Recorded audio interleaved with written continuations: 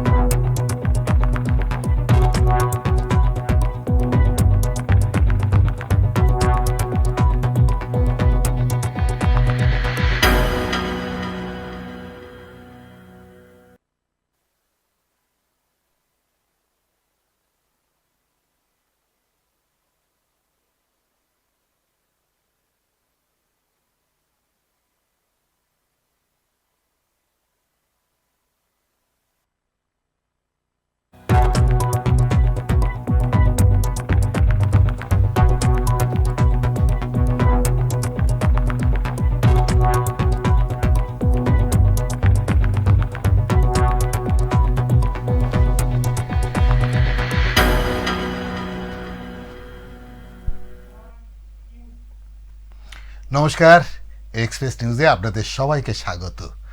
হ্যাঁ, শনিবার বিকেল 4টা মানেই একদম বিকেল ঘড়িতে যখন 4টে তখন আপনারা জানেন যে এখন হেলথ এক্সপ্রেস। আর হেলথ এক্সপ্রেস মানেই আপনাদের স্বাস্থ্য সম্পর্কে আমরা সচেতন করি। আপনারা দেখছেন গত 2 মাস ধরে আমরা একটু স্বতন্ত্র কিছু একদম ডিফারেন্ট কিছু ভাবনা চিন্তা নিয়ে আসছি, যেগুলো হয়তো আপনারা ভাবতেই পারছেন না। গত সপ্তাহের মতো এই সপ্তাহ একটু অন্যরকম চিন্তা ভাবনা নিয়ে আমরা আবার একটা নতুন এপিসোড নিয়ে আপনাদের কাছে এসেছি। তবে হ্যাঁ, আপনাদের মতামত কিন্তু ভীষণ গুরুত্বপূর্ণ। আপনারা আপনাদের মতামত জানাতে পারেন আমাদের টোল ফ্রি যে নাম্বারটা যাচ্ছে সেটাও জানাতে পারেন, বা আমাদের ইউটিউব লিঙ্ক যেখানে আছে সেখানে গিয়েও আপনারা আপনাদের মতামত জানাতে পারেন। তবে আজকে যে বিষয় নিয়ে আমরা আলোচনা করব সেই বিষয়টি ভীষণ গুরুত্বপূর্ণ। আবার অনেকে এই বিষয়টি ভীষণ ভয়ও পান, কিন্তু আপনাদের বলে রাখি আজকে এমন একটি বিষয় নিয়ে যে চিকিৎসার সঙ্গে ভীষণভাবে জড়িত, অপরিহার্য অপারেশনের ক্ষেত্রে, সেটা হচ্ছে অ্যানাস্থেশিয়া। এবার বিষয়টা হচ্ছে অ্যানাস্থেশিয়া কী, কেন, এগুলো তো একজন চিকিৎসক ছাড়া বলাটা অসম্ভব। তাই আমার সঙ্গে এই মুহূর্তে যিনি উপস্থিত আছেন আমার সঙ্গে, হেলথ ওয়ার্ড হসপিটালের অ্যানাস্থেশিয়ার এইচওডি ডক্টর সৌমিত্র মুখার্জি। নমস্কার ডাক্তারবাবু। নমস্কার। নমস্কার। আজকে আমরা একটু সম্পূর্ণ, যেটা হচ্ছে মানুষের মনে তো কৌতূহল থাকেই, অ্যানাস্থেশিয়াটা কি, এটা ভীষণ কৌতূহল, কখন ব্যবহার হয়। আমি এটাই আপনাকে প্রথম প্রশ্ন একদম দর্শকের জন্য, অ্যানাস্থেশিয়া আসলে কি, এটা কেন অপরিহার্য? অ্যানাস্থেশিয়া অ্যাকচুয়ালি বেশ কিছু কম্পোনেন্টের একটা কোলাবোরেশন, যেগুলো একটা অপারেশন করার জন্য অপরিহার্য। এই কম্পোনেন্টগুলো কি কি? প্রথম কথা হচ্ছে যে রোগীকে পুরোপুরি ইমোবাইল থাকতে হবে, নাড়াচাড়া করলে চলবে না। রোগীকে অ্যানাস্থেশিয়ার ধরন অনুযায়ী কখনো কখনো পুরোপুরি অজ্ঞান হয়ে যান, কখনো কখনো আংশিক জ্ঞান থাকে, কখনো কখনো পুরোপুরি জ্ঞান থাকে। এবং হচ্ছে যে ব্যথা যেন রোগীর একদমই না হয় অপারেশন চলাকালীন।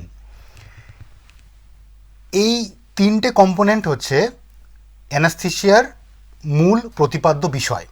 এইগুলোর ওপর বেস করি আমরা অ্যানাস্থেশিয়াটা আমরা পারফর্ম করি। আচ্ছা, হাসপাতালে সাধারণত যে ব্যবহৃত মানে বিভিন্ন ধরনের যে অ্যানাস্থেশিয়া, সেগুলো কি ধরনের? এটা যদি একটু খোলা, মানে আগেও তো অ্যানাস্থেশিয়া হতো, অ্যানাস্থেশিয়া তো নতুন কিছু নয়, আগেও অপারেশনের ক্ষেত্রে, সেই অ্যানাস্থেশিয়া আর আজকের অ্যানাস্থেশিয়ার মধ্যে পার্থক্যটা কোথায়? পার্থক্য অনেক ক্ষেত্রেই আছে। যেমন একদম শুরুর দিকে, ধরুন 19বিংশ শতকের একদম প্রথম দিকে বা এই 21বিংশ শতকের শুরুর দিকে, অ্যানাস্থেশিয়া মানে যেটা মানুষের ধারণা ছিল পুরোপুরি অজ্ঞান করে দেওয়া। সমস্ত অপারেশনই হতো পুরোপুরি অজ্ঞান করে, যেটাকে আমরা বলি জেনারেল অ্যানাস্থেশিয়া। আচ্ছা, তাতে কি হয়, রোগী পুরোপুরি অজ্ঞান থাকেন, আমরা তাকে ইমোবাইল করার জন্য, যাতে করে ভালো করে অপারেশনটা করা যায়, তার জন্য আমরা ওষুধ দিয়ে থাকি, এটাকে বলা হয় মাসেল প্যারালিসিস। রোগীকে আমরা অ্যামনেশিয়া মেনটেন করার জন্য, মানে যাতে করে কিনা অপারেশন চলাকালীন যা যা এপিসোড ঘটছে সেগুলো কিছুই উনি পরবর্তীকালে মনে করতে না পারেন বা মনে রাখতে না পারেন, সেরকম ওষুধ দিয়ে আমরা। এবং ব্যথা কমানোর ওষুধ দিই আমরা, ঠিক আছে। কিন্তু যত সময় এগিয়েছে এই অ্যানাস্থেসিয়া প্রদানের যে পদ্ধতি ইভলভ হয়েছে এইভাবে যে আগে যেরকম শুধু অজ্ঞান করে হতো, এখন নতুন এসছে রিজিওনাল অ্যানাস্থেসিয়া। এই অ্যানাস্থেসিয়াতে যেটা হয় যে রোগী পুরোপুরি অজ্ঞান হন না, ওনার জ্ঞান থাকে। আচ্ছা, শরীরের যে অংশে অপারেশন শুধুমাত্র সেই অংশটাকে আমি সাময়িক ভাবে অবশ করে দিলাম, অপারেশন হয়ে গেল, আবার আস্তে আস্তে সেই জায়গাটার সার ফিরে আসে। কোনো কোনো ক্ষেত্রে হয় যে লোকাল অ্যানাস্থেসিয়া। লোকাল অ্যানাস্থেসিয়া মানে হচ্ছে যে হয়তো শরীরের খুব ছোট একটা জায়গাতে দীর্ঘক্ষণ অপারেশন করতে হবে না, একটা কম সময়ের অপারেশন, খুব বেশি রক্তক্ষরণ হবে না, রিস্ক কম, এইরকম ক্ষেত্রে আমরা লোকাল অ্যানাস্থেসিয়া দিয়ে থাকি। এতে পেশেন্টের জ্ঞান পুরোপুরি থাকে, শুধু ওই একটা যৎসামান্য অঞ্চল অসাড় হয়ে থাকে, আবার আস্তে আস্তে সময়ের সঙ্গে সঙ্গে সার ফিরে পাওয়া যায়। আরেক ধরনের যেটা হয় মনিটর অ্যানাস্থেসিয়া কেয়ার। এতে আমরা রোগীকে ঘুম পাড়ানোর জন্য ওষুধ দিয়ে থাকি, কিন্তু রোগী কিন্তু পুরোপুরি ইমোবাইল হন না, মানে আমরা প্যারালিসিস করি না, ঠিক আছে। রোগী ঘুমিয়ে থাকেন কিন্তু ওনাকে এবার ডাকলে উনি সঙ্গে সঙ্গে কিন্তু জেগেও যাবেন। এটাকে বলা হয় মনিটর অ্যানাস্থেসিয়া কেয়ার। মাই গড, আসলে অ্যানাস্থেসিয়া সম্বন্ধে মানুষের অনেক ভীতি ধারণাও আছে। একদম অনেকে আগের দিনে যেটা হতো, এই তোকে কিন্তু অজ্ঞান করে অপারেশন করবে, আচ্ছা ডাক্তারবাবু আর জ্ঞান যদি না ফেরে, এই ধরনের ভীতিও তো ছিল মানুষের মধ্যে, ছিল একদমই, বা এখনো আছে, এটা কি নেই? বা সেই ধরনের মানুষকে আপনি কিভাবে সচেতন করবেন? আসলে এই অনুষ্ঠানটার মুখ্য উদ্দেশ্য হচ্ছে আমাদের যে দর্শক যারা আছে তাদেরকে সচেতন করা, চিকিৎসা সম্পর্কে সচেতন। তো এই যে ধরনের মানুষগুলো যারা আজও অ্যানাস্থেসিয়া সম্পর্কে সঠিক ধারণা নেই, তাদের মধ্যে আতঙ্ক কাজ করছে, যদি আমি অজ্ঞান হয়ে যাই আর যদি আমি না ফিরতে পারি, এমন কি কখনো হয়? না, এরকমটা সাধারণত হয় না। তার কারণ আমরা যারা অ্যানাস্থেসিওলজিস্ট, যারা সাবজেক্টটা পড়েছি, দীর্ঘদিন ধরে কাজ করছে এই ডিপার্টমেন্টে, তারা জানি যে একজন রোগীকে পুরোপুরি অজ্ঞান করে অপারেশন করানোর জন্য কতটা অ্যানাস্থেটিক ড্রাগ আমার দেওয়া উচিত, কতটা দেওয়া উচিত নয়, কখন দেওয়া উচিত, কখন দেওয়া উচিত নয়, এই জ্ঞানটা যার আছে তিনি হচ্ছেন প্রকৃতপক্ষে অ্যানাস্থেসিওলজিস্ট। একদম। সো রোগীর অনেক সময় আমাদের কাছে আসে যে ডাক্তারবাবু, আমাকে প্রশ্নটা ফেস করতে হয় যে ডাক্তারবাবু, আমাকে তো আপনি অজ্ঞান করলেন, যদি আমার জ্ঞান না ফেরে সেক্ষেত্রে আপনাদের কি ব্যবস্থা, বা সেক্ষেত্রে আমি তাহলে অপারেশন করাবোই না। কিন্তু এরকমটা হয় না। আমরা জানি যে কখন রোগীকে ঘুম পাড়াতে হয়, কতটা ঘুম পাড়াতে হয়, এবং কখন রোগীকে জাগাতে হয়। এই জন্যই আমাদেরকে বলা হয় যে অপারেশন থিয়েটারের মধ্যে একজন অপরিহার্য অ্যাসিস্ট্যান্ট, একজন অপরিহার্য। আপনারা জানেন যে আপনাদের যখন কোনো অপারেশন হয় আর কি, যখন বড় কোনো অপারেশন হয়, সেখানে একটা জায়গা থাকে আর কি, যে একজন ডাক্তারের সহকারী হিসাবে না, আরেকজন ডাক্তার থাকে, ডাক্তারের সহকারী। কারণ একজন খুব ভালো অ্যানাস্থেসিয়া ডাক্তার না হলে কিন্তু একটা বড় অপারেশন সাকসেস হবে না। একদমই নয়, এটা একটা টিম এফোর্ট। মানে অপারেশন থিয়েটারের ভেতরে একজন সার্জেনের যতটা রোল রোগীকে ভালো করার জন্য, একজন অ্যানাস্থেসিওলজিস্টের ততটাই রোল থাকে। ভীতি, তাহলে ভয়ের, মানুষের মধ্যে ভয়টা তো কেটে গেল। যারা অ্যানাস্থেসিয়া নিয়ে ভুগছেন, ভয় পাওয়ার কিছু নেই। ডাক্তারবাবু বললো এখন অ্যানাস্থেসিয়ার অনেকগুলো ধরন বেরিয়ে গেছে, অনেকগুলো ভাগ বেরিয়ে গেছে। আপনার যদি ধরুন আপনার পায়ের অপারেশন হবে, আপনার সারা শরীরে অ্যানাস্থেসিয়া করার প্রয়োজন নয়, শুধু একটা ইনজেকশনে শুধু একটা সাইড। পায়ের অপারেশনে শুধু পা অবশকলি হয়ে যাবে, হাতের অপারেশনে শুধু হাতের অবশকলি হয়ে যাবে। ইনফ্যাক্ট এখন কিন্তু ব্রেন সার্জারিও হচ্ছে, যেখানে কিনা রোগী পুরোপুরি সচেতন থাকেন। মাই গড, এটা হচ্ছে চিকিৎসা। হার্টের অপারেশনও করা যায় রোগীকে পুরোপুরি সচেতন রেখে। একদম। তাহলে এই যে ভীতিটা আপনাদের, তাহলে ভীতিটা নিশ্চয়ই এরপরে আর ভীতি কাজ করে। তবে আমার এখান থেকে অনেকগুলো প্রশ্ন আছে। ধরুন একজন ডাক্তারের থেকে একজন অ্যানাস্থেশিয়া ডাক্তার নিশ্চয়ই অবশ্য ঠিক করে যে এই রুগীকে অ্যানাস্থেশিয়া দেওয়া হবে। দেওয়ার আগে তো রুগীর অনেকগুলো বিষয় দেখা উচিত, যে সেক্ষেত্রে তার সুগার, তার প্রেশার, এই কিগুলো দেখা হয়। একটু খুলে বলেন আর কি। যেটা আমরা প্রথমে করে থাকি সেটা হচ্ছে যে যখনই একজন পেশেন্টের অপারেশনের সিদ্ধান্ত নেওয়া হলো, ইমিডিয়েটলি সার্জিক্যাল টিম তারা যেটা করে যে প্রি অ্যানাস্থেশিয়া চেক আপের জন্য অ্যানাস্থেশিওলজিস্টের কাছে রেফার করে দেন। তো এই প্রি অ্যানাস্থেশিয়া চেক আপ এটা কিন্তু খুবই গুরুত্বপূর্ণ একটা বিষয়। এটা একটা কোনো সাধারণ ফর্মাল ভিজিট নয়। প্রি অ্যানাস্থেশিয়া চেক আপে আমরা কী কী দেখি? আমরা দেখি যে কারণে রোগী অপারেশন করাতে এসেছেন এটা ছাড়া আর অন্য কোনো সমস্যা আছে কি না। যদি সেই সমস্যাটা থেকে থাকে তাহলে ওই সমস্যাটার অ্যানাস্থেশিয়ার ওপরে কি এফেক্ট আছে, বা এই সমস্যাটা থাকাকালীন আমি যদি অ্যানাস্থেশিয়া দিই তার কি অন্য রকমের আফটার এফেক্ট হতে পারে, 1 নাম্বার। 2 নম্বর হচ্ছে যে রোগটা নিয়ে আসা সেটা ছাড়া যে অ্যাসোসিয়েটেড ডিজিজ, যেটাকে আমরা বলি কোমরবিডিটি, এই কোমরবিডিটি যদি কোনো থেকে থাকে তাহলে সেটা অপটিমাইজেশন হয়েছে কিনা। অপটিমাইজেশন মানে হচ্ছে যে যদি পেশেন্টের মনে করুন হাঁপানি রোগ আছে, কিন্তু পেশেন্ট এসছেন পায়ের অপারেশন করাতে, তাহলে হাঁপানি রোগটাকে আমাকে অপটিমাইজ করতে হবে, কন্ট্রোল করতে হবে। পেশেন্টের ধরুন হাইপারগ্লাইসেমিয়া আছে, ডায়াবেটিস মেলাইটাস আছে, বা হাইপার টেনশন আছে, ব্লাড প্রেশার বেশি, এইগুলোর জন্য পেশেন্ট নিয়মিত ওষুধ খাচ্ছেন কিনা, আচ্ছা, এবং ওষুধ খেলেও সেটা কতটা কন্ট্রোলে আছে। তার কারণ আমাদের সাবজেক্টে প্রত্যেকটা রোগের একটা মাপকাঠি দেওয়া আছে। সাপোজ যার ডায়াবেটিস মেলাইটাস আছে তার সুগার কতটা রেঞ্জের মধ্যে এলে আমি অপারেশনটা করানোর জন্য সম্মতি দেব, ব্লাড প্রেশার কতটা রেঞ্জের মধ্যে এলে আমি সম্মতি দেবো, এই সব কিছু গাইডলাইন আছে। ঠিক আছে, তো এইগুলো অপটিমাইজেশন মানে ডিটেকশন এবং অপটিমাইজেশন, সেইগুলোর জন্য এই প্রি অ্যানাস্থেশিয়া চেক আপ ভীষণ ইম্পর্টেন্ট। তারপরে ধরুন পেশেন্ট কোনো ওষুধ খাচ্ছেন, সেই ওষুধটা কেন খাচ্ছেন, কতদিন ধরে খাচ্ছেন, ওই ওষুধের ধরুন কোনো অলরেডি সাইড এফেক্ট ওনার মধ্যে গ্রো করছে কিনা, বা অপারেশনের আগে ওই ওষুধটা বন্ধ করতে হবে কিনা। যেমন ধরুন অনেক সময় পেশেন্ট হয়তো রক্তটাকে তরল রাখার জন্য ওয়ারফারিন বা অ্যাসিট্রম বা ইকোস্প্রিন বা ক্লোপিডোগ্রেল এরকম ধরনের ওষুধ খেয়ে থাকেন। তো এই ওষুধগুলো কিন্তু অপারেশনের আগে সাময়িকভাবে বন্ধ করতে হয়।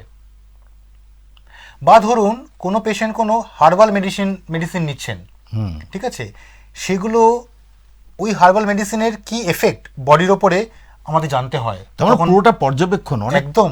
সো ডিটেল হিস্ট্রি, যে পেশেন্টের কোনো কোমরবিডিটি আছে কিনা, পেশেন্টের আগে কোনো অপারেশন হয়েছে কিনা, সেই অপারেশনের কোনো সমস্যা হয়েছিল কিনা, কেমন, এগুলো সব জানতে হয়।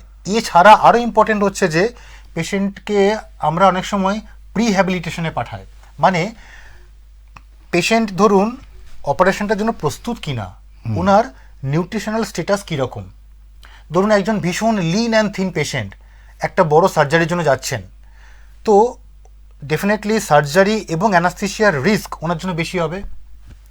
এখানেও হচ্ছে সেই অপটিমাইজেশন, ওনার নিউট্রিশন বিল্ড আপ করা, এবং তদুপরি ইম্পর্টেন্ট হচ্ছে যে পেশেন্টকে কাউন্সেলিং করা, যে আপনাকে আমি এই অ্যানাস্থেশিয়া ভাবছি দেবো, তার এই হচ্ছে আমার সুফল, এই হচ্ছে আমার কুফল, এগুলো আপনি জানুন, সবটা বুঝুন, তারপরে আপনি কনসেন্ট দিন যে আপনি অ্যানাস্থেশিয়াটা নিতে আগ্রহী এবং অপারেশনটা নিতে আগ্রহী।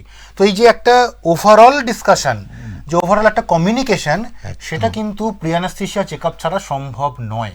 মাই গড, আপনারা যারা দর্শকদের শুনছেন এই অনুষ্ঠান, আপনারা বুঝতে পারছেন অপারেশন তো কয়েক ঘন্টার ব্যাপার, কিন্তু তার আগে একজন রুগীকে অপারেশন করার আগে তার যে প্রস্তুতি সেটা কিন্তু অনেকটাই মানে পর্যবেক্ষণ, আমি বলছি পর্যবেক্ষণ।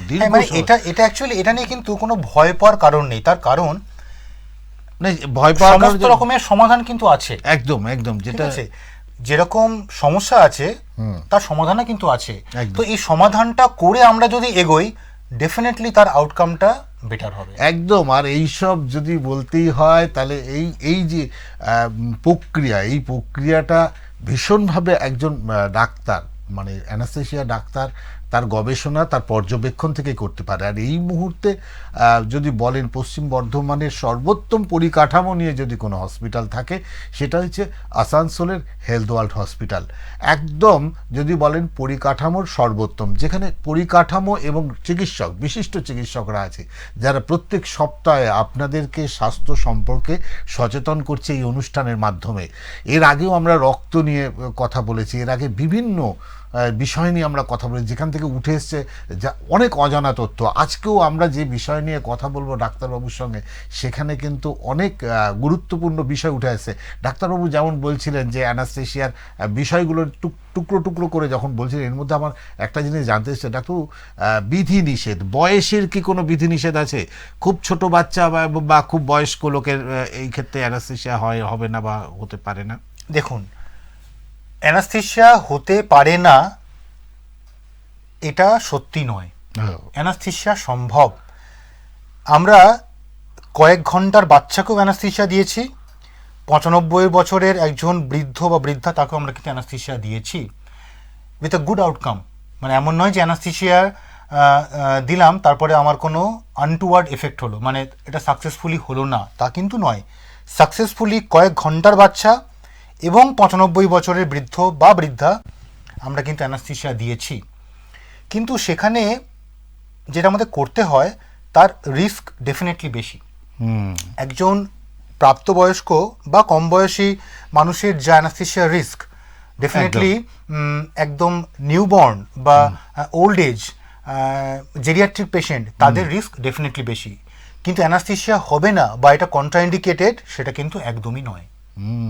তার মানে একটা বিষয় বোঝা গেল। আচ্ছা, অ্যানাস্থেশিয়াটা আমার খুব জানতে ইচ্ছা করছে, আপনি এত কথা বলে, অ্যানাস্থেশিয়াটা কাজ শুরু করতে সময় কতক্ষণ নেয়? এটা ডিপেন্ড করে, একদম ডিপেন্ড করে। মানে হচ্ছে যে আমি কোন ওষুধ দিয়ে অ্যানাস্থেশিয়াটা দিচ্ছি। শুরুতে সাধারণত ধরুন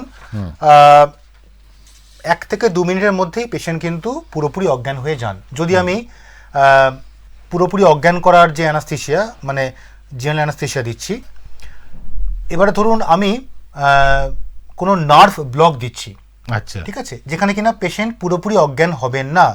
ধরুন হাতের অপারেশন, সেক্ষেত্রে আমি চাইছি যে আমার ডান হাতটাকে অবশ করে রাখতে, তো আমি একটা স্পেসিফিক নার্ভ আছে, সেই নার্ভকে আমি ব্লক করতে চাইছি।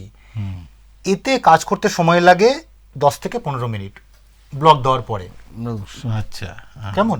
তারপরে ধরুন আমরা দিচ্ছি কোনো রিজিওনাল অ্যানাস্থেশিয়া। রিজিওনাল মানে হচ্ছে যে আইদার স্পাইনাল অ্যানাস্থেশিয়া অথবা এপিডুরাল। এই স্পাইনাল অ্যানাস্থেশিয়া কাজ করতে সময় লাগে ওই ধরুন 2 থেকে 3 মিনিট, কেমন? আর এপিডুরাল অ্যানাস্থেশিয়াটা করতে একটু সময় লাগে, তাও ম্যাক্সিমাম 10 থেকে 15 মিনিট। মানে 3টে পদ্ধতির জায়গা বললেন একদম। এবং আপনি যেটা বলছিলেন তখন আমি যে দর্শক যারা আছেন তারা বুঝতে পারছেন, এই ভেন, একটা সূক্ষ্ম ভেন বার করা, যেটা থেকে নার্ভ একটা বার করা, আমি ভুল বলছি, নার্ভ বার করা, সেইখানে আমাকে ইনজেকশনটা করতে হবে। মানে অ্যাকচুয়াল এদিক ওদিক করা যাবে না। তার জন্য আমরা যেটা করি, আমরা আলট্রাসোনোগ্রাফি গাইডেড নার্ভটাকে লোকেট করি, আমরা দেখতে পাই। আচ্ছা আচ্ছা আচ্ছা, নার্ভটা লোকেট করে এক্স্যাক্টলি ওখানে আমরা ড্রাগটা ডিপোজিট করে দিই। মানে ভাবলে সত্যি ভাবতে পারছেন, কারণ যাদের অপারেশন হচ্ছে তারা তো ভাবতেই পারছেন। আর এই মুহূর্তে আমি যখন আপনাদের টিভির সামনে বসে আছি, আমি নিজে বলছি যে আমারও এরকম অ্যানাস্থেশিয়া করা হয়েছিল। আমি কিন্তু একদম বেডে শুয়ে ডাক্তারবাবুদের গানও শুনতে পাচ্ছিলাম, গান বাজছে, তার সঙ্গে ডাক্তারবাবুরা, আসলে সেই জায়গাটা একটা যুদ্ধ চলে। যুদ্ধ বলতে সেই সময় যদি না রিল্যাক্সে ডাক্তারবাবুরা কাজ করতে পারে, ভালোভাবে কাজ করতে পারবে না। কারণ খুব একটা টিম কাজ করে দেখেছি। এবং আমার মনে আছে আমাকে একটা ইনজেকশন দেওয়ার পরে আমার পাটা নিয়ে অনেকক্ষণ নাড়িয়েছে, অ্যাক্সিডেন্ট হয়েছিল, বাইক অ্যাক্সিডেন্ট। সেইখানে আমি দেখেছি যে সেখানে অপারেশন করছে, আমি সব শুনতে পাচ্ছি, আমি সব বুঝতে পারছি যে আমি ভেতরে হচ্ছি। আমার আপনাকে স্পাইনাল অ্যানাস্থেসিয়া দেওয়া, হ্যাঁ একদম, এইখানে পিঠের মধ্যে দেওয়া হয়েছিল। কিন্তু আপনাদের যেটা বলি, তারপরে কিন্তু আমি বুঝতে পারছিলাম যে আমার, কিন্তু যেটা হচ্ছে যে এই অ্যানাস্থেশিয়া আপনি তো দিলেন, আমার জায়গাটা অসাড় হয়ে গেল। এই অসাড় থেকে সার আসতেও তো একটা সময় লাগে। সময় লাগে। সাধারণত দেখা যায় যে যদি আমরা স্পাইনাল অ্যানাস্থেসিয়া দিই সাধারণত 2 থেকে 2.5 ঘন্টার মধ্যে কিন্তু আবার আস্তে আস্তে সার আসতে শুরু করে। 2 ঘন্টা 3 ঘন্টা লাগে। 2 থেকে 3 ঘন্টার মধ্যে সার চলে আসে। আর এই সময়টা তো নিশ্চয়ই আপনাদের একজন অ্যানাস্থেসিয়া ডাক্তার হিসেবে আপনারাও পর্যবেক্ষণ রাখেন রোগীর। একদম।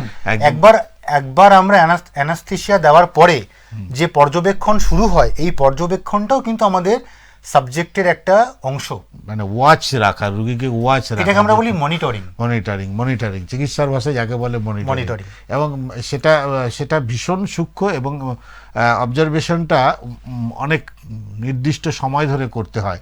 কারণ কারণ আপনারা জানেন, আপনারা ভাবছেন সবটাই হসপিটালে আপনারা দেখেন, সব সময় ডাক্তাররা কিন্তু একটা এরকম অ্যানাস্থেসিয়া বা অপারেশন হয়ে যাওয়ার পরেই হয়তো একটা অর্থোপেডিক ডাক্তারের অপারেশন করে যাওয়ার পর তার ছুটি আছে, কিন্তু একজন অ্যানাস্থেসিয়া ডাক্তার সেখান থেকে বেরিয়ে আসতে পারে না যতক্ষণ না রুগী তার চেতনা ফিরে আসছে।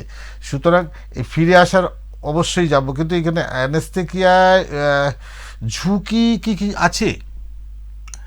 দেখুন, ঝুঁকি বলতে যেটা যে কখনো কখনো অ্যানাস্থেসিয়ার পরে কিছু কমপ্লিকেশন হতে পারে। যেমন হচ্ছে যে অ্যানাস্থেটিক ড্রাগ যেটা আমরা দিই, সেই ড্রাগে কিন্তু অ্যালার্জি থাকতে পারে। কেমন? এছাড়া ধরুন, যদি আমরা পেশেন্টকে পুরোপুরি অজ্ঞান করি, মানে যেটাকে বলা হয় জেনারেল অ্যানাস্থেসিয়া, এই যখন পেশেন্ট ফিরে আসছেন অ্যানাস্থেসিয়া থেকে, এটাকে বলি আমরা ইমার্জেন্স। কেমন? Emergence from anaesthesia. তো এই অ্যানাস্থেসিয়া থেকে ফিরে আসার পরে সাধারণত যে কিছু মাইনার এফেক্ট দেখা যায়, যেমন হচ্ছে যে সোর থ্রোট, মানে গলাটা একটুখানি ব্যথা ব্যথা করা, একটুখানি জ্বালা জ্বালা করা, বা ধরুন পেশেন্টের হয়তো একটুখানি নজিয়া হলো, যে বমির ভাব, বা অনেক সময় বমি হয়তো করতেও পারেন, বা দেখা গেল হয়তো যে পেশেন্টের একটা শিভারিং হচ্ছে, মানে খুব কাঁপুনি হচ্ছে, বা হয়তো দেখা গেল যে পেশেন্ট একটু ড্রাউজি থাকছেন, মানে চেতনাটা তখনও পুরোপুরি ফেরেনি। একদম। বাট এইগুলো খুবই মাইনর কমপ্লিকেশন, এবং এগুলো খুবই কম সময়ের জন্য হয়, খুবই তাৎক্ষণিক। লং টার্মে সেরকম কমপ্লিকেশন কিছুই হয় না অ্যানাস্থেসিয়ার জন্য। তো একজন যদি হার্টের রোগী থাকে, যদি তার ফুসফুসের সমস্যা থাকে, সেক্ষেত্রেও কি আপনারা অ্যানাস্থেসিয়া করার আগে একটা পর্যবেক্ষণ করে নেন? সেই অবশ্যই আমরা বিভিন্ন রকমের টেস্ট করি। হার্ট, ধরুন একজন হার্টের পেশেন্ট দুটো কারণে অপারেশন করাতে আসতে পারেন। একটা হচ্ছে যে হার্টের সমস্যা রয়েছে, উনি এসেছেন অন্য কোনো অর্গ্যানের অপারেশন করাতে। সাপোজ আমি জানি যে পেশেন্টের হার্টের সমস্যা আছে, কিন্তু পেশেন্ট এসেছেন হাঁটুর অপারেশন করাতে, বা পেশেন্ট এসেছেন গলব্লাডার অপারেশন করাতে। একদম। দ্বিতীয় ক্ষেত্র হচ্ছে হার্টের অপারেশন এবং পেশেন্ট এসেছেন হার্টেরই অপারেশন করাতে। একদম। কেমন? আইদার ভ্যালভ প্রতিস্থাপন অথবা বাইপাস সার্জারি। তো সেক্ষেত্রে আমাদের বিভিন্ন রকম টেস্ট আমরা আগে থেকে করে রাখি, যে হার্টটা কতটা অপটিমাইজড কন্ডিশনে আছে। এই যে আগে বলছিলাম যে উনি যে ওষুধগুলো খাচ্ছেন হার্টের সমস্যার জন্য, সেটা কতটা কাজ করছে ভালো। যখন আমরা বুঝতে পারি যে না, হার্ট স্টেবিলাইজ হয়ে গেছে, তখনই কিন্তু আমরা অপারেশনের সম্মতি দিই। যতক্ষণ না আমরা আমাদের দিক থেকে অপারেশনের সম্মতি দেব, সার্জন কিন্তু অপারেশন করতে রাজি হবেন না। একদম। এটা ভীষণ জরুরি, কারণ আমার মনে হয় যে অপারেশনের আগে বোধহয় আপনার ভূমিকা, মানে আপনাদের ভূমিকাটা ভীষণ ইম্পর্টেন্ট। কারণ একজন ডাক্তার তখনই অপারেশন করতে পারবে যখন অ্যানাস্থেসিয়া ডাক্তার বলবে। এখন ছোট বড় যে কোনো অপারেশনে অ্যানাস্থেসিয়াটা খুব সহজ, মানে যদি বলা যায় চিকিৎসা বিজ্ঞানের বিপ্লব, একটা বড় বিপ্লব অ্যানাস্থেসিয়াটা আরও বৃহত্তর আকারে এসছে। আমি যেটা বলি রেনেসাস, মানে এখন তো চিকিৎসার ক্রম উন্নয়ন হয়েছে, উন্নয়ন বললেও ছোট বলা হবে, বিশাল একটা ডেভেলপমেন্ট হয়েছে। সেই জায়গায় অ্যানাস্থেসিয়া কতটা ডেভেলপ করেছে? খুব ভালো প্রশ্ন করলেন আপনি। অ্যানাস্থেসিয়া কোথায় কোথায় ডেভেলপ করেছে আমি একটু তাহলে বিশদে বলি। হ্যাঁ, একদম। প্রথমে বলি যে অ্যানাস্থেটিস্টরা যে ওটিতে পারফর্ম করেন, সেখানে কি কি পরিবর্তন এসেছে, এবং ওটির বাইরেও কিন্তু অ্যানাস্থেসিওলজিস্টদের রোল বা ইম্পর্টেন্স বাড়তে শুরু করেছে, সেটা পরে বলছি আমি। তো ওটিতে যে ধরুন আপনি যেটাকে বলছেন বিপ্লব বা ক্রমান্বয়ে উন্নতি, সেটা এইভাবে হয়েছে যে আগে যে সমস্ত ওষুধ আমরা ইউজ করতাম অজ্ঞান করার জন্য, এই ওষুধের ক্ষেত্রে অনেক পরিবর্তন এসছে। পরিবর্তন এসেছে কিভাবে না, রোগীকে আমি ওষুধ দিতে শুরু করলাম অজ্ঞান করার জন্য, কত তাড়াতাড়ি রোগী অজ্ঞান হয়ে যাচ্ছেন এবং কত তাড়াতাড়ি আবার রোগীর জ্ঞানটাও ফিরে আসছে। আচ্ছা, যত তাড়াতাড়ি রোগী অজ্ঞান হয়ে যাবেন এবং যত তাড়াতাড়ি ওনার জ্ঞানটা ফিরে আসবে, তার মানে সেই ওষুধটা বেশি ভালো।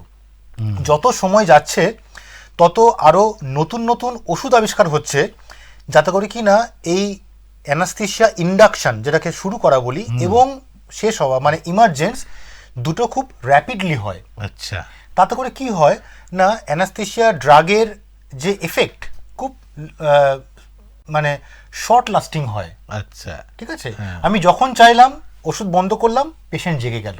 এই বাবা, আমি যখন তাকে ডাকছি সঙ্গে সঙ্গে পেশেন্ট চোখ মেলে তাকাচ্ছেন। তো এটা একটা বিউটি, আই থিঙ্ক। একদম, তো মানে টাইম ঠিক করে দিচ্ছে ওষুধ, একদম টাইম আমি যখন চাইছি তখন পেশেন্টকে ঘুম পাড়িয়ে দিচ্ছি, আমি যখন চাইছি পেশেন্টকে জাগিয়ে দিচ্ছি। ম্যাজিক। এক্স্যাক্টলি, এটা কিন্তু যত সময় গেছে এই ওষুধের কিন্তু অনেক উন্নতি হয়েছে, অনেক রিসার্চ হয়েছে, তারপরে কিন্তু আজকে এই জায়গায় এসেছি আমরা। দ্বিতীয় হচ্ছে মনিটরিং। মনিটরিং মানে হচ্ছে যে আমরা এখন অ্যানাস্থেসিয়া চলাকালীন, ধরুন একজন রোগীর হার্টের অপারেশন হচ্ছে, সেই সময়ে তার ব্রেন কীরকম চলছে আমরা বুঝতে পারি বাই মনিটরিং। বা ধরুন পেশেন্টের ব্রেনের অপারেশন হচ্ছে, তার হার্টের ভিতরটা কেমন চলছে আমরা কিন্তু বুঝতে পারি। তো এই মনিটরিং যে পার্টটা, সেটার ডেফিনেটলি অনেক অনেক উন্নতি হয়েছে। আর এখন চলে এসেছে এআই, মানে আর্টিফিশিয়াল ইন্টেলিজেন্স। তো এই আর্টিফিশিয়াল ইন্টেলিজেন্স কিন্তু অ্যানাস্থেসিয়া যে সার্ভিস যে যা প্রোভাইড করি আমরা, সেটাই কিন্তু একটা অন্য মাত্রায় নিয়ে যাবে, আরও অন্য মাত্রায় নিয়ে যাবে, যেখানে কিনা আমরা এখন যেটাকে আমাদের মনে হচ্ছে কল্পনা, সেটা কিন্তু বাস্তবে আমরা মানে রূপদান করতে পারবো, যেখানে পেশেন্টের জন্য বেস্ট আমরা ট্রিটমেন্ট প্ল্যানটা দিতে, মানে ফর্মুলেশন বলুন, এবং তারপরে এক্সিকিউশন করতে পারবো আমরা। তো এটা গেল হচ্ছে যে অপারেশন থিয়েটারের ভেতরে অ্যানাস্থেসিয়া যারা দিচ্ছেন সেই সমস্ত ডাক্তারবাবুদের কাজ। কিন্তু ওটির বাইরেও কিন্তু এখন অ্যানাস্থেসিওলজিস্টরা একটা মেজর রোল প্লে করছেন। খুব রিসেন্টলি নতুন একটা সোসাইটি ফরমেশন হয়েছে, নতুন একটা টার্ম এসেছে, এবং ন্যাশনাল লেভেলে সোসাইটিটা ফরমেশন হয়েছে, আমাদের ওয়েস্ট বেঙ্গল সোসাইটি ফরমেশন হয়েছে। আমি নিজে ওই সোসাইটি একজন ফাউন্ডার মেম্বার। সেটা হচ্ছে যে ISICPM, মানে এখন এই সোসাইটির মারফত অ্যানাস্থেসিওলজিস্টদের বলা হচ্ছে পেরি অপারেটিভ ফিজিশিয়ান। মানেটা কি? তার মানে হচ্ছে যে অ্যানাস্থেসিওলজিস্টদের রোল এখন শুধুমাত্র ওটির মধ্যে সীমাবদ্ধ নয়। তার মানে হচ্ছে যে যখন একজন পেশেন্ট এলেন অপারেশনের আগে, তাকে thoroughly pre anaesthesia check up, তার অপটিমাইজেশন, দরকার পড়লে আইসিইউতে অ্যাডমিট করে ওনাকে স্টেবিলাইজ করা, তারপরে অপারেশন চলাকালীন পুরো পর্যবেক্ষণ, এবং অপারেশনের পরে তাকে ভেন্টিলেশন থেকে বের করা, তার সমস্ত অর্গ্যানের ফাংশনিং ঠিকমতো হচ্ছে কিনা তার পুঙ্খানুপুঙ্খরূপে পর্যবেক্ষণ করা। এই যে ওভারঅল প্রসিডিওর, অপারেশনের আগে, অপারেশন চলাকালীন এবং অপারেশনের পরে, এই পুরো রোলটা যতক্ষণ পেশেন্ট ভর্তি আছেন হাসপাতালে, এই পুরো যে একটা রোল, সেটা কিন্তু প্লে করছেন অ্যানাস্থেসিওলজিস্টরা। তাই জন্য তাদেরকে এখন বলা উচিত পেরি অপারেটিভ ফিজিশিয়ান। ওকে, দ্বিতীয় হচ্ছে যে পেইন ম্যানেজমেন্ট। অপারেশন ছেড়ে দিন, অনেক সময় অনেক রোগী আসেন ক্রনিক পেন নিয়ে, হাঁটুতে ক্রমাগত ব্যথা হয়ে চলেছে, হাতে ক্রমাগত ব্যথা হয়ে চলেছে, ব্যাক পেন হয়ে চলেছে ক্রমাগত। তো এই সমস্ত পেন ম্যানেজমেন্ট, সেটাও কিন্তু অ্যানাস্থেসিওলজিস্টরা যথেষ্ট দক্ষতার সঙ্গে আজকাল কিন্তু পারফর্ম করছেন। প্রত্যেকটা ভেন চেনে, নার্ভ চেনে। হ্যাঁ, এবং অনেক হাসপাতালে কিন্তু পেন ক্লিনিক আছে, ওপিডি আছে। ঠিক আছে, এই সমস্ত পেন ক্লিনিক কিন্তু লিড করেন অ্যানাস্থেসিওলজিস্টরা। এবং ক্যাথ ল্যাবে যে ধরুন ইন্টারভেনশন করা হয়, সিএম গাইডেন্স, ধরুন একটা কোনো নার্ভ পার্টিকুলার ব্লক করতে হবে, ক্রনিক পেন নিয়ে এসছেন পেশেন্ট, কে পারফর্ম করেন? অ্যানাস্থেসিওলজিস্ট। রিসেন্টলি আপনারা শুনে থাকবেন যে একমো বলে একটা শব্দ, extra corporeal membrane oxygenation, recent Covid টাইমে এই একমো খুব প্রচার পেয়েছে। একমো হচ্ছে এমন একটা যন্ত্র যেটার মারফত আমরা রোগীর হার্ট এবং লাং দুটোকে রেস্ট দিতে পারি। ভেন্টিলেটারে শুধুমাত্র পেশেন্টের লাংসটা রেস্টে থাকে, কেমন, কিন্তু একমোতে পেশেন্টের হার্ট এবং লাং দুটোই কিন্তু রেস্টে থাকে। ধরুন একটা ডিজিজ হলো যাতে কোনো কিনা ওনার হার্ট এবং লাং দুটি এফেক্টেড হয়েছে, ঠিক আছে, ধরুন নিউমোনিয়া হয়েছে, বা আমরা বলি ARDS মতো একটা জিনিস, বা হার্ট ফেলিয়ার, যেখানে কিনা হার্ট এবং লাং দুটি এফেক্টেড হয়েছে, শুধুমাত্র ভেন্টিলেটর দিয়ে কাজ হচ্ছে না, সেখানে আসছে একমোর রোল। সাময়িক একটা সময়ের জন্য আমরা একমো মেশিনে পেশেন্টকে রেখে দিলাম, হার্ট এবং লাংসটা রেস্ট পেল, মিন টাইম আমরা পেশেন্টের যে ডিজিজ, অ্যাকচুয়াল ডিজিজ, সেটা কারেক্ট করলাম। আবার যখন হার্ট এবং লাং কাজ করতে শুরু করলো, ভালো করে কাজ করছে, আমরা আবার একমো মেশিন থেকে পেশেন্টকে বের করে আনলাম। তো শুনে মনে হচ্ছে খুব কমপ্লিকেটেড, হ্যাঁ কমপ্লিকেটেড ডেফিনেটলি, কিন্তু এই যে পুরো প্রসেসটা এটা কিন্তু লিড করেন অ্যানাস্থেসিওলজিস্ট। কখন পেশেন্টকে একমো দিতে হবে, একমো যখন চলছে তখন পেশেন্টের বাকি সমস্ত অঙ্গ প্রত্যঙ্গকে ঠিকঠাক করে ফাংশনিং রাখা, আবার একমো থেকে বের করে আনা, এই সবটা কিন্তু লিড করেন অ্যানাস্থেসিওলজিস্ট। খুব যদি বলা যায় একদম দর্শকদের বলি যে বিষয়টা মানে জটিল একটা বিষয়, কিন্তু হ্যাঁ, মানে জটিল বিষয় যেরকম আমাদের আমি বলছি ব্রেন থেকে চিকিৎসায় কেউ চোখের অপারেশন করছে, আমি এইভাবে বলছি না, তো চিকিৎসায় সরাসরি দর্শকদের জন্য বলছি। আসলে অ্যানাস্থেসিয়া সম্পর্কে মানুষের সেইভাবে এখনো সমক্ষ ধারণা তৈরি হয়নি, একদম প্রত্যন্ত গ্রাম অঞ্চলের, কেন শহরের মানুষ এখনো সেইভাবে সেই জায়গায় পৌঁছায়নি। আপনি যখন এর বিস্তৃত একটা একটা করে ধাপ যখন পেরোচ্ছেন, তখন মানুষ বুঝতে পারছে যে অ্যানাস্থেসিয়াটা কোন লেভেলে চলে গেছে, আমরা এখন ভাবতে পারছি না। আমার বাড়ির একটা ছোট্ট যন্ত্রণা কী কারণে হচ্ছে, আমি সেটা কিন্তু একজন অ্যানাস্থেসিয়া ডাক্তারই বলতে পারবে। এখন কারণ হচ্ছে এই যে দীর্ঘ গবেষণা, দীর্ঘ পর্যবেক্ষণ। একজন অ্যানাস্থেসিয়া ডাক্তার তার কি শুধু ওই চিকিৎসার মধ্যে থাকলে হবে না, তাকে ক্রমাগত যে নতুন নতুন আমার ডেভেলপমেন্ট হচ্ছে তার সঙ্গে পরিচিত হতে হবে, নাহলে তো সে ব্যাকলিস্টেড হয়ে। এই যে স্পেশাল ডোমেনগুলো বললাম, এই ডোমেনগুলো যত যে সময়ে আবিষ্কার হয়েছে সেগুলো কিন্তু অ্যানাস্থেসিওলজিস্টরাই লিড করেছেন, এবং এখনও এইগুলো নিয়ে প্রচুর গবেষণা হয়ে চলেছে, রিসার্চ হয়ে চলেছে।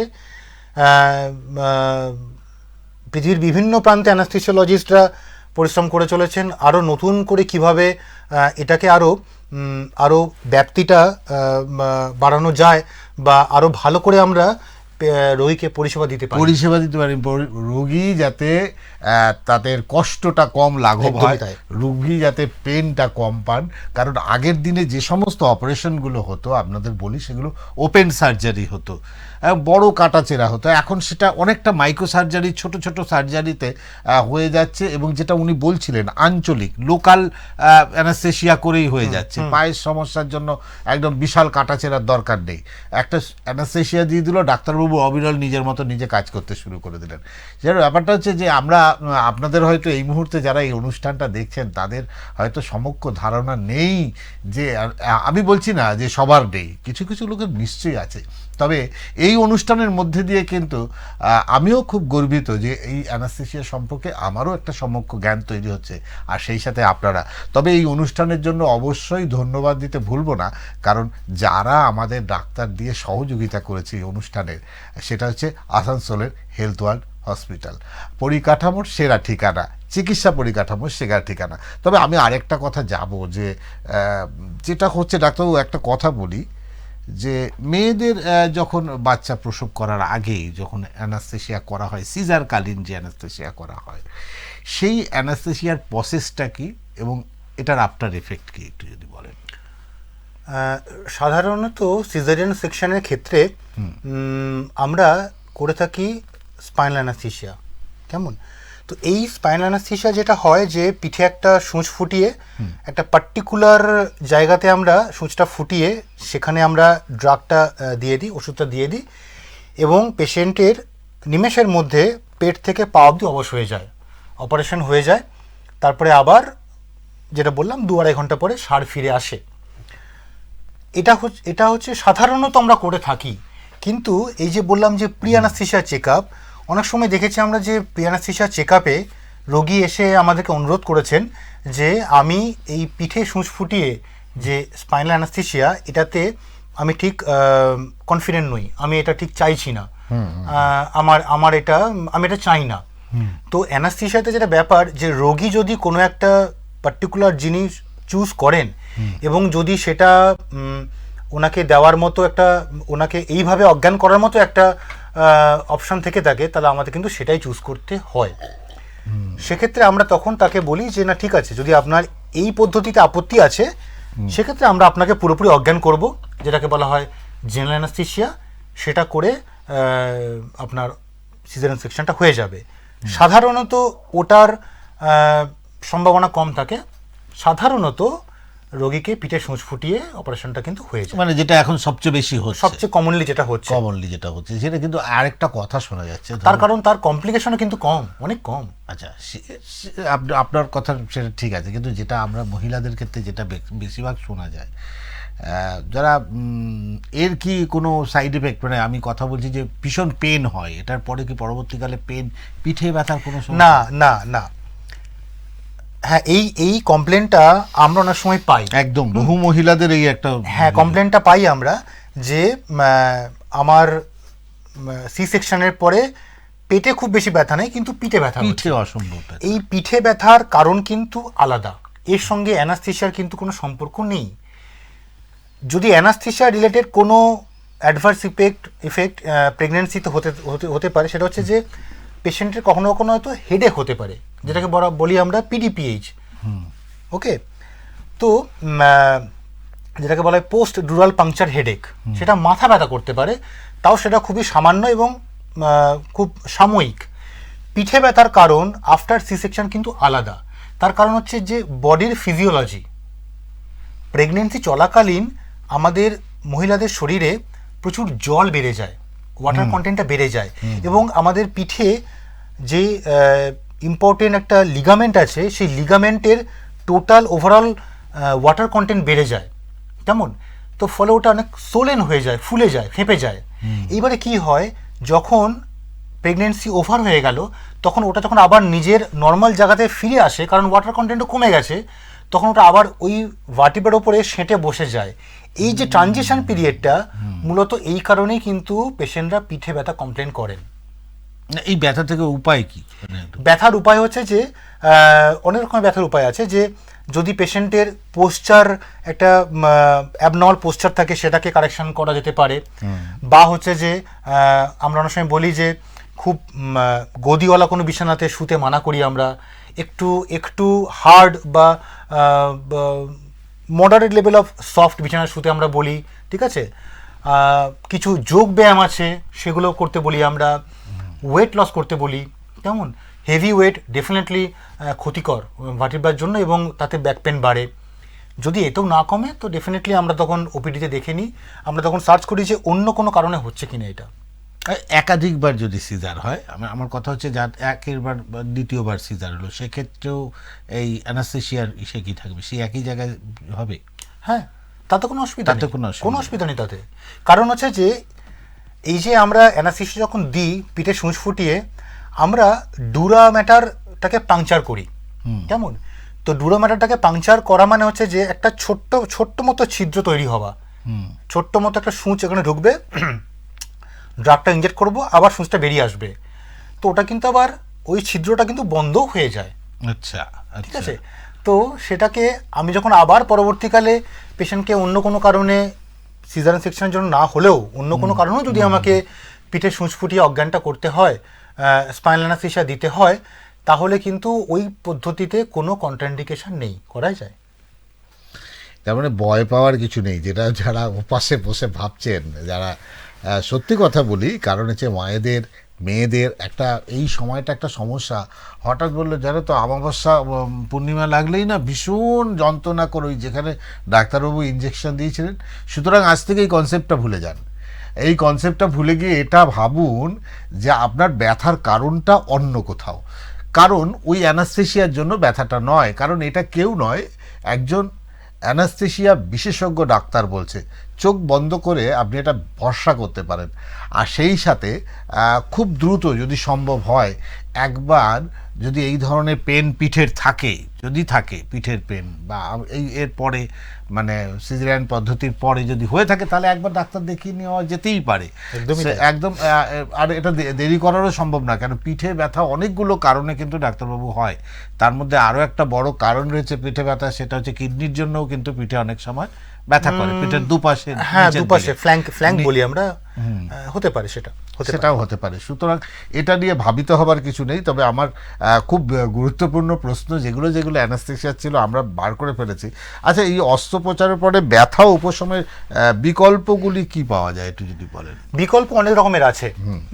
এই যে বলছিলাম যে অ্যানাস্থেসিয়া সাবজেক্টের ইভলিউশন হয়েছে যত দিন গেছে, তো এই ইভলিউশনটা কিন্তু পেইন ম্যানেজমেন্ট যে ডোমেন সেখানেও কিন্তু হয়েছে। মানে এখন আমাদের কাছে যা যা অপশান আছে ব্যথা কমানোর জন্য, ধরুন আমি প্রথমে শুরু করি ওষুধ দিয়ে। এই ওষুধ মানে হচ্ছে যে ব্যথা কমানোর ওষুধ। অনেক রকমের ওষুধ আছে ব্যথা কমানোর ওষুধ। আমি সেই ওষুধটাকে দিতে পারি ইনজেক্টেবল ফর্মে, আমি ওষুধটাকে দিতে পারি ওরাল ফর্মে মানে ট্যাবলেট ফর্মে, বা অনেক সময় আমাদের ট্রান্সডার্মাল প্যাচ হয়।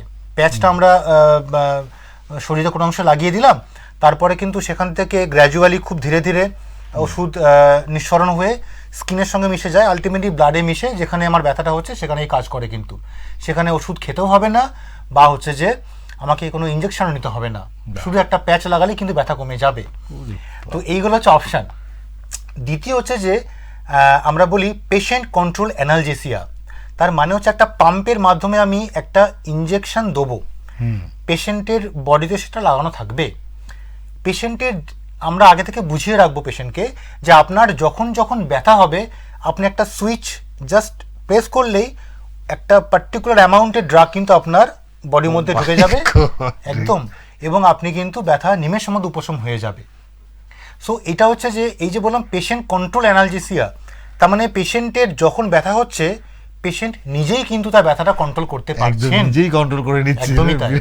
তো এইটা একটা দারুণ আবিষ্কার, একটা ইভলভ হয়েছে অ্যানাস্থেসিয়া সাবজেক্টে, যে পেশেন্ট কন্ট্রোল অ্যানালজেসিয়া।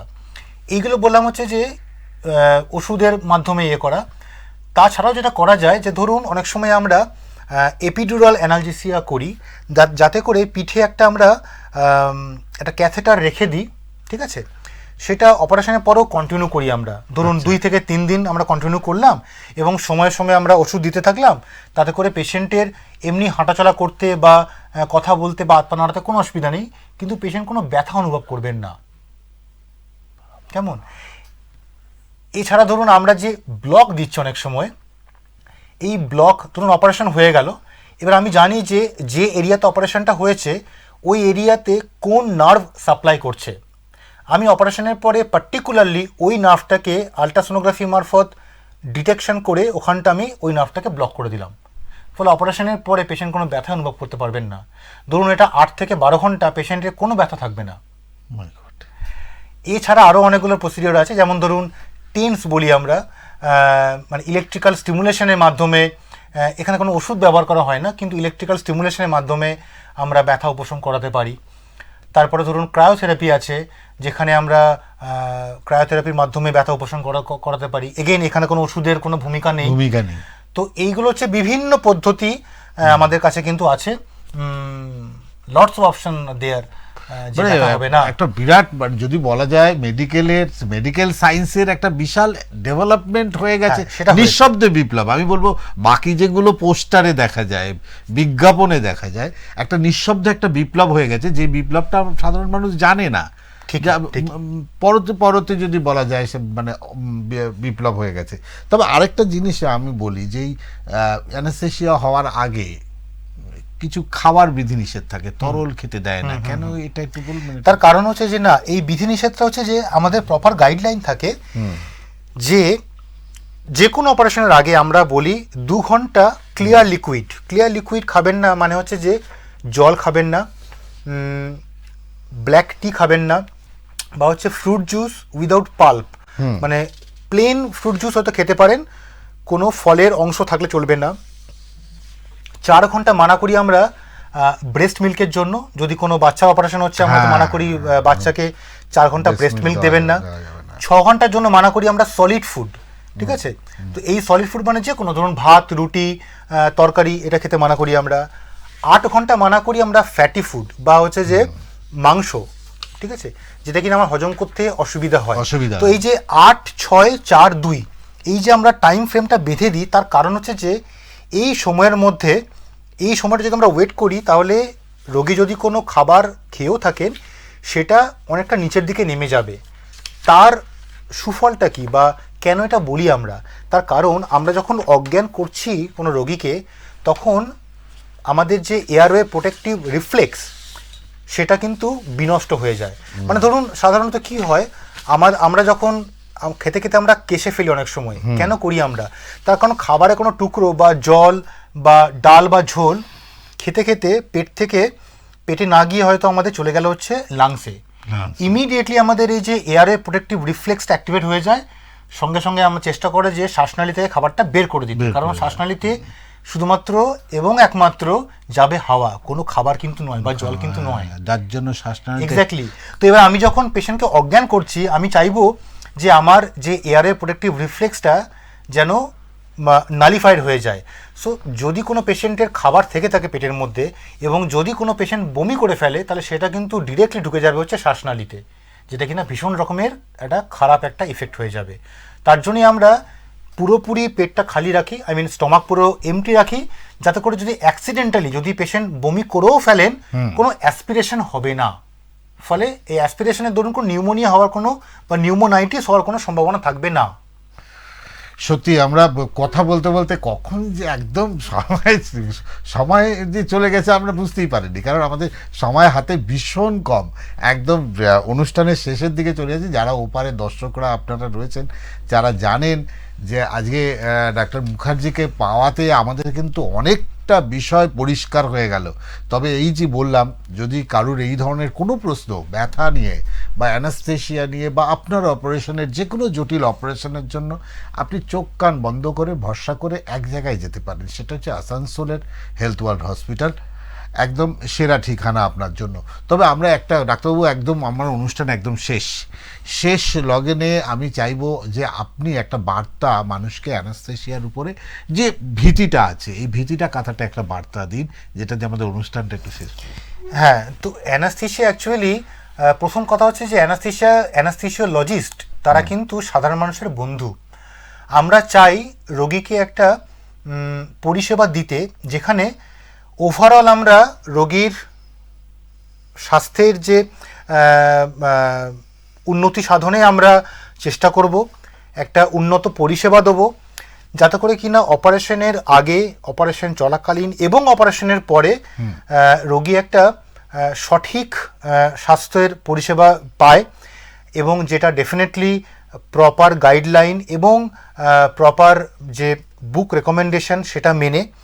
এতে ভয় পাওয়ার কিছু নেই, কারণ অ্যানাস্থেশিয়ার কাজ হচ্ছে যে অপারেশনটাকে আরও সুষ্ঠুভাবে যাতে হতে পারে সেটাকে অ্যাসিস্ট করা, সেটা কোনোভাবে হিন্ড্রেন্স তৈরি করা নয়। যদি কোনো কারণে কোনো প্রশ্ন জাগে, আমি সবসময় সাজেস্ট করবো যে আপনারা কোনো হাইলি কোয়ালিফাইড অ্যানাস্থেশিওলজিস্টের সঙ্গে আপনারা পরামর্শ করুন, তার পরামর্শ নিন এবং আলোচনা করুন যে আপনার কোথায় ভীতি, কোথায় ডাউট, কোথায় দ্বন্দ্ব, কোথায় সংশয়, এই সমস্তগুলো আলোচনা করুন এবং আপনি জানুন যে আপনার ক্ষেত্রে কোন ধরনের অ্যানাস্থেশিয়াটা আপনার জন্য উপযুক্ত হবে, তার কি কি সুফল এবং কি কি কুফল, এই সব কিছু জেনে তারপরে আপনারা অপারেশনের কনসেন্ট দিন এবং অ্যানাস্থেশিয়ার কনসেন্ট দিন। আবারও বলছি যে আমাদের কাজ কিন্তু সার্জেনকে একটা সুষ্ঠু পরিবেশ দেওয়া অপারেশন চলাকালীন, যাতে করে কিনা বডির বাকি সমস্ত সিস্টেম তার ফাংশন ঠিকমতো মেনটেন হয়, এবং রোগীকে একটা উন্নত পরিষেবা দেওয়া, যাতে করে কিনা অপারেশনের পরে তিনি বলতে পারেন যে আমি যে অপারেশন হলো বুঝতেই পারলাম না, এতটাই ভালো আমি পরিষেবা পেয়েছি অ্যানাস্থেশিয়া সার্ভিস থেকে। অসংখ্য ধন্যবাদ ডাক্তারবাবু, ডাক্তার মুখার্জি, আপনারা কথা শুনলেন।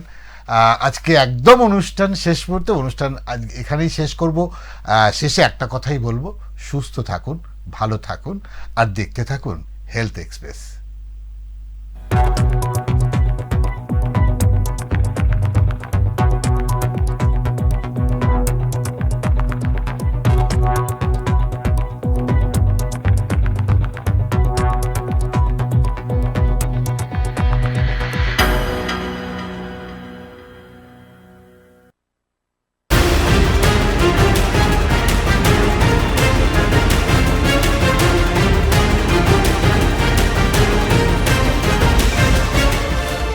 এই হলো ডেডলাইন কমিউনিকেশনস প্রাইভেট লিমিটেড। আপনারা দেখছেন এক্সপ্রেস নিউজ, খবর নেয়, খবর দেয়।